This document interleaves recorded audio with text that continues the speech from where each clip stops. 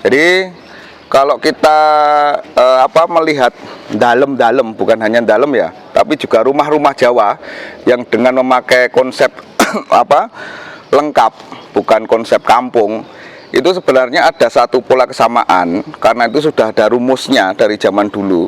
Seperti juga analoginya dengan petong Jawa itu juga sudah ada konsep bakunya. Begitu juga dengan sebuah rumah bagi orang Jawa.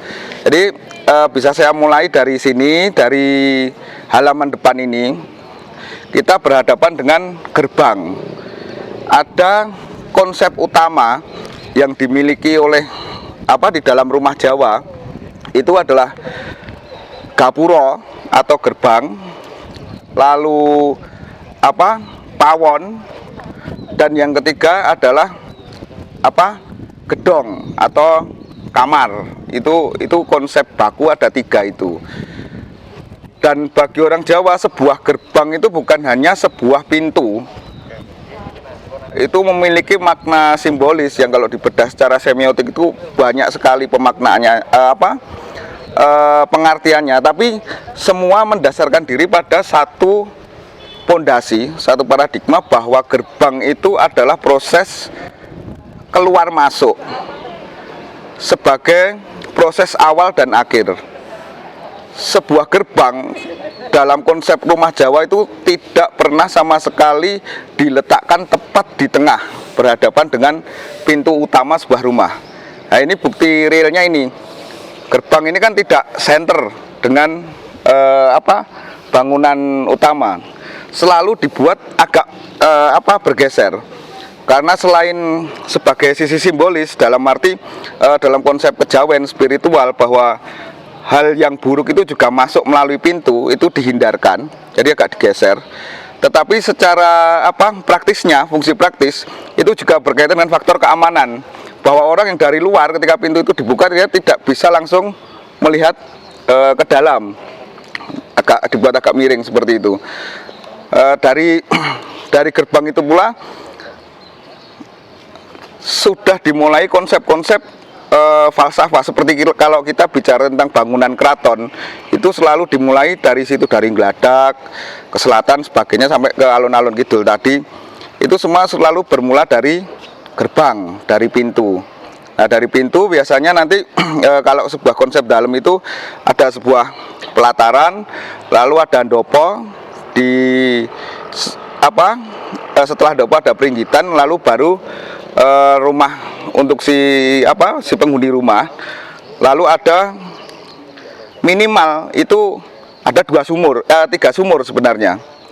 Tapi di sebuah dalam tercatat itu dalam arsip data Solo Society itu sumur terbanyak di dalam X dari peninggalan Keraton Kasunanan itu di Suryombratan di Gading Kidul ini, yang sekarang sudah jadi rata dengan tanah itu. Dulu di situ ada 13 sumur.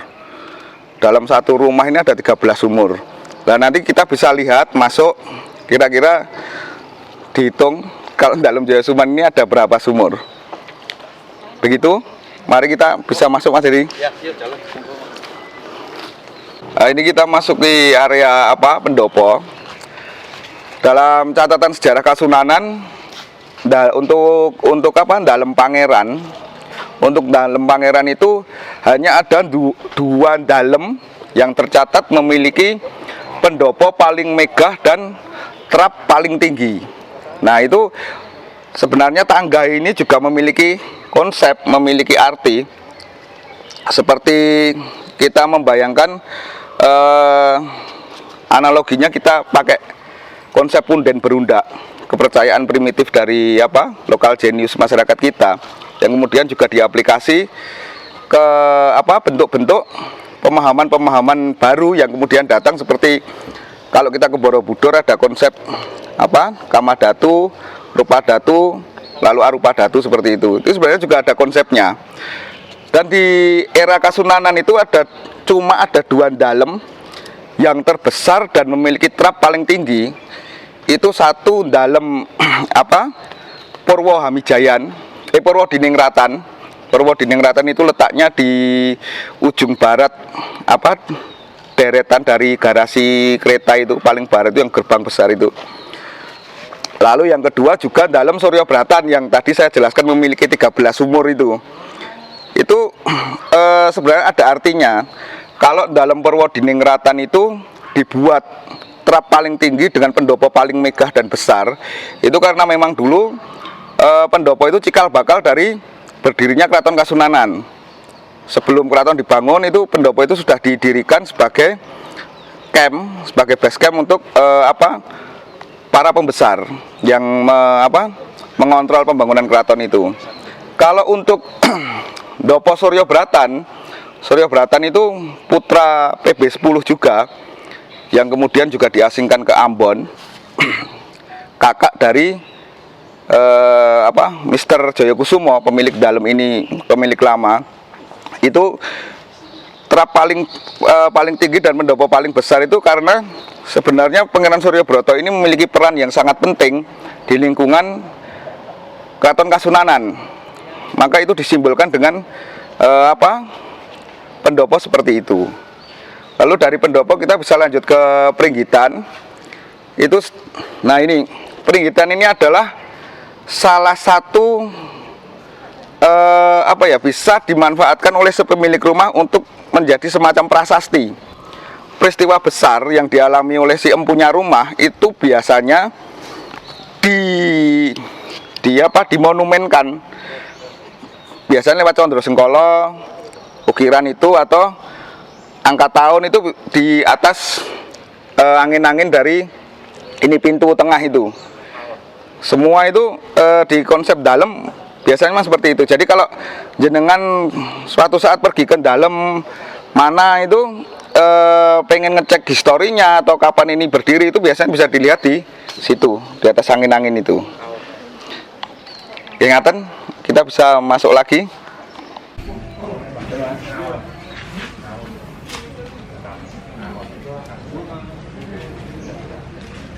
Kita sampai di posisi belakang rumah ini ya. Ini kalau kita di sini kita bisa lihat ada sumur. Tapi infonya tadi sumur yang kelihatan itu masih ada sekitar hanya 3. Tapi kalau di logika dengan luas tanah sebesar ini, kami berkeyakinan minimal sumur di rumah ini pasti dulunya itu ada di atas 7 buah. 7 buah sumur itu pasti. Karena dalam zaman dulu kan penghuninya bukan hanya keluarga inti, banyak abdi dalam, banyak orang Magersari juga. Itu kan juga memerlukan pasokan air banyak. Itu tentu saja membutuhkan sumur dan juga MCK itu juga banyak. Nah ini kita masuk di komplek belakang rumah. Kalau dulu dalam konsep arsitektur Jawa, belakang rumah itu adalah satu bagian yang harus selalu difungsikan. Jadi kalau kita dari depan tadi ada gapura, juga ada dalam, itu sekarang ada 3 yang harus berfungsi dari sebuah rumah. 1 itu pawon, kedua kandang, dan yang ketiga adalah sumur. Itu harus selalu berfungsi karena itu simbol dari gerak kehidupan dari penghuni rumah. Kalau dijelaskan kenapa sumur harus berfungsi, karena air adalah sumber kehidupan, itu kita tahu semua ya. Kalau pawon adalah tempat aktivitas untuk memenuhi kebutuhan pangan. Dan pawon itu ternyata bagi orang Jawa itu bukan hanya pawon dalam artian untuk memasak dan makan, tapi ada satu tempat tertentu. Itu orang Jawa itu selalu punya di pawon itu dikasih emperan itu untuk berbagi dengan orang di luar keluarga inti. Jadi kenapa pawon itu selalu hidup? Itu orang Jawa itu mempunyai konsep seperti itu. Maka lumrah kalau kita hidup di kampung itu antar tetangga itu saling menawarkan, aku masak iki seperti itu. Itu sebenarnya itu konsep kebiasaan sudah zaman dulu. Dan itu bukan muncul dari tradisi kecil. Itu justru muncul dari tradisi besar. Karena dulu seorang Ndara Itu kalau masak apa, membuat makanan gitu, itu selalu diberikan ke abdinya itu lewat emperan itu, emperan pawon itu. Jadi saling berbagi. Tapi tentu saja si abdi dalam ini tidak mungkin makan mendahului majikannya. Itu ada konsep aturannya lagi. Lalu yang ketiga, sumur, pawon juga latar buri ini biasanya kalau orang Jawa itu bilang kebon plesetane bonse utang gitu. Itu misalnya beli rokok atau beli apa, latar buri bonse utang berarti. Nah itu sebenarnya konsep ini bagian belakang itu juga untuk sebagai penyuplai kebutuhan dari si empunya rumah. Maka dulu itu banyak ditemui juga di belakang itu sebenarnya bukan hanya untuk agar tempat yang luas itu ketok kebak terus ditanduri wit-witan macam-macam, sebenarnya tidak. Wit-witan yang ditandur itu sendiri kan juga memiliki fungsi. Dulu ada di kebun belakang itu biasanya ditanduri dengan pohon-pohon besar dan juga pohon-pohon yang bisa dipakai untuk keperluan sehari-hari. Jadi konsep rumah Jawa itu sebenarnya fleksibel, secure, dan memiliki nilai filosofi sangat tinggi. Tapi ya karena tuntutan zaman juga, lahan perumahan kan juga semakin menyempit. Tentu saja kita tidak bisa menemui konsep-konsep rumah Jawa seperti yang kita bayangkan apa yang saya jelaskan tadi. Kita lanjut ke sana. Di dalam-dalam ini untuk tanaman-tanaman itu dikhususkan? Ya, ada. Biasanya pohon ringin, terus sawo, terus yang tidak boleh ditanam itu di dalam itu trembesi, terus trembesi sama pohon randu, itu nggak boleh. Itu ada filosofinya, kan orang Jawa itu selalu simbolis ya. Trembesi itu kan dianggap tidak bagus karena banyak unsur negatif di situ. Dalam arti hal-hal yang X. Lalu kalau untuk pohon randu itu dianggap menjauhkan rezeki. Tuh, tapi kalau pohon asem, beringin itu boleh. Lah ringin pun sebenarnya itu hanya boleh ditanam untuk strata-strata tertentu. Dulu kan sebenarnya sebagai simbol. Nggih, sebagai simbol. Sawo itu sebenarnya yaitu tadi pengayom itu, pelindung dan ada keterikatan ngaten nih. Sawo cilik-cilik bisa, sawo gede-gede bisa. Seperti itu. Yang bangun apa Mas Teh? Dipugar gini. Ini Pemkot. Ini kita sampai di sebelah kanan rumah. Kalau kita berhadapan depan, kalau dari rumahnya sendiri kita sebelah kiri. Nah ini posisinya dulu di sini itu sumur utama dari si pemilik rumah. Tapi kita nggak tahu sekarang karena bangunan ini sudah banyak yang berubah. Yang pasti dalam Jayasuman ini adalah sebuah dalam yang memiliki konsep segitiga antara Jayasuman, Kusumo Bratan dan Suryo Bratan. Jadi kalau dijelaskan Mas Heri tadi di era Putra PB6 lalu PB9 itu ada catatan lain yang juga menambahkan itu bahwa Pangeran Suryo Broto sebelum menempatin dalamnya yang di Gading itu dulu juga pernah menempatin dalam di sini, lalu pindah di Gading. Untuk dalam Jayasuman sendiri sebenarnya ini kan dulu di sini ini juga ada kandang gajah. Ada kandang gajah, terus tahun berapa ya, sekitar tahun 50-an itu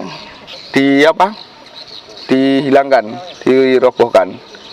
Itu kalau beberapa tempat di sini itu maka dulu itu masih ada kayak rantai yang besar-besar itu dulu masih ada, tapi sekarang udah nggak ada semua. Kita lanjut dari sini, kita sebenarnya sudah sesuai tadi masuknya, mengikuti apa alur arah jarum jam. Ini kita masuk ke pintu keluar. Dulu di sini ini ada pintu butulan yang tidak dirubah sampai sekarang.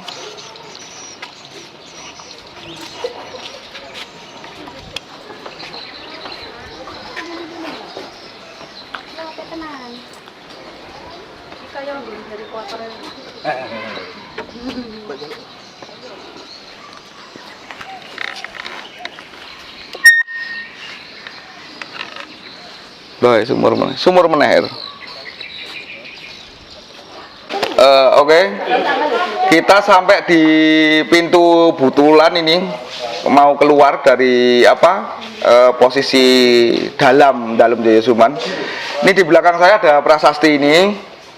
Ini seperti Mas Heri jelaskan tadi, dulu yang memakai rumah pertama kali adalah Pangeran Jayakusumo, dan terakhir rumah ini juga kebetulan dipakai oleh pangeran yang bergelar dengan nama sama. Tapi yang pertama itu putra PB 9, yang ini putra PB 10. Mr. Jayakusumo. Ini prasasti ini unik karena setelah 2 bulan dari dibuatnya prasasti ini, PB 10 surut dalam atau wafat. Di depan itu ada tanda gelar Mister BKPH. Mister itu adalah ahli hukum. Jadi PB 10 itu sebenarnya memang layak kalau disebut seorang kaisar Jawa, karena secara pribadi beliau adalah seorang raja yang visioner. Kalau kita bisa simak dari beberapa putra-putra PB 10, jauh-jauh hari itu Pakubuwono 10 itu sudah memilah-milah putra-putranya itu, nanti anakku ini spesialis di bidang apa gitu. Maka tidak heran kalau putra-putra PB 10, terutama pangeran-pangeran senior, dalam arti pangeran senior itu pangeran yang sudah tumbuh dewasa, menangi masa kejayaan PB 10. Karena ada juga pangeran-pangeran yang waktu PB 10 meninggal itu masih kecil-kecil. Ini pangeran senior misalnya ini, meskipun Pangeran Jayakusumo ini juga dulunya waktu Pakubuwono 10 masih bertahta itu beliau juga masih remaja, tapi setidaknya beliau sudah mengenyam tingkat pendidikan, bangku sekolah yang prestisius. Jadi seperti saya katakan tadi, Pakubuwono 10 itu adalah seorang raja visioner, memilah-milah putranya untuk memiliki spesialisasi tersendiri. Itu bisa kita lihat, ada Pangeran Hadiwijoyo sendiri. Beliau itu memang dikhususkan oleh Pakubuwono 10 untuk belajar tentang ilmu pengetahuan, sains.